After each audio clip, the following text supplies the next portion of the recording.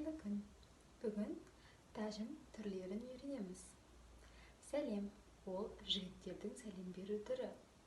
Тәжім – ол қыздардың сәлем беру түрлері. Тәжімнің алғашқы түрі сол аяғымызды кішкене бүге, оң аяғымызды алдыға кішкене жылжытып, ұшына қоямыз. Білезіктен қос қол айқасқан қолымызды оң тіземізден жоғары кішкене түсіреміз. 1, 2, 3, 4.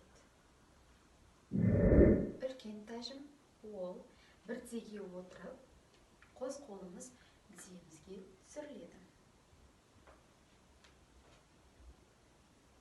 1, 2, 3, 4.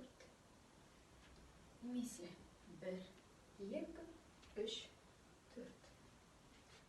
1, 2, 3, 4. Тұрмыстық тәжім. Сол аяғымызды кішкене бүгіп, оң аяғымызды алдыға жылжытып, ұшына қоямыз. Сол қолымыздың теріс жағы тізенің үстіне қойылады. Оң қолымыз сол қолдың алақанына қойылып, басымызды изейміз. Бұл тұрмыстық тәжім. 1.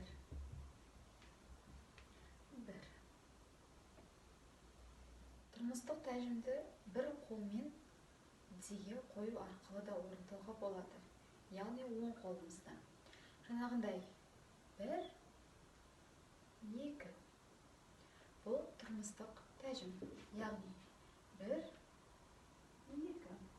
Және де біздің амандығымызды, тыныштығымызды, деніміздің саулығын ойлап жүрген дәрігерлер мен полиция қызметкерлеріне үлкен алғысымызды айтамыз.